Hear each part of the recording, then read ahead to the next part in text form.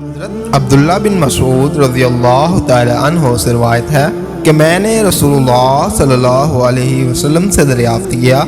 کہ دینی اعمال میں سے کون سا عمل اللہ تعالیٰ کو سب سے زیادہ محبوب ہے۔ آپ صلی اللہ علیہ وسلم نے فرمایا، ٹھیک وقت پر نماز پڑھنا۔ پھر میں نے عرض کیا، اس کے بعد کون سا عمل زیادہ محبوب ہے؟ آپ صلی اللہ علیہ وسلم نے فرمایا، ماں باپ کی خدمت کرنا۔ میں نے عرض کیا کہ اس کے بعد کون سا عمل زیادہ محبوب ہے؟ آپ صلی اللہ علیہ وسلم نے فرمایا، رائے خدا میں جہاد کرنا۔ 5 نمازیں اللہ تعالی نے فرض کی ہیں، جس نے ان کے لیے اچھی طرح وضو کیا اور ٹھیک وقت پر ان کو پڑھا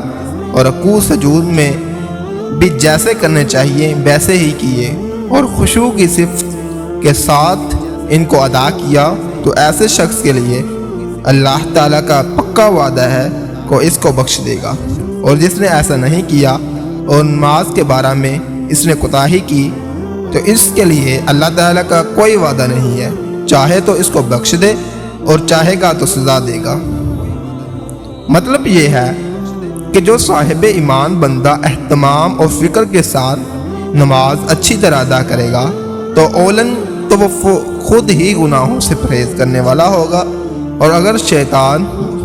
یا نفس کے قریب فریب سے کبھی اس سے گناہ سرزد ہوں گے تو نماز کی برکت سے اس کو توبہ استغفار کی توفیق ملتی رہے گی، جیسا کہ عام تجربہ اور مشاہدہ بھی ہے۔ اور اس سب کے علاوہ نماز اس کے لیے کفارہ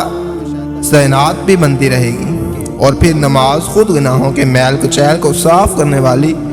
اور بندہ کو اللہ تعالیٰ کی خاص رحمت عنایت کا مستحق بنانے والی وہ عبادت ہے جو فرشتوں کے لیے بھی باعث رزق ہے۔ اس لیے جو بندے نماز کی شرائط آداب کا پورا اہتمام کرتے ہوئے خشوع کے ساتھ نماز ادا کرنے کے عادی ہوں گے، ان کی مغفرت بالکل یقینی ہے، اور جو لوگ دعوے اسلام کے باوجود نماز کے بارے میں کوتاہی کریں گے، ان کے حالات کے مطابق اللہ تعالیٰ جو فیصلہ چاہے گا کرے گا، چاہے ان کو سزا دے یا اپنی رحمت سے معاف فرما دے اور بخش دے۔ بہرحال وہ سخت خطرہ میں ہیں اور ان کی مغفرت اور بخشش کی کوئی گارنٹی نہیں۔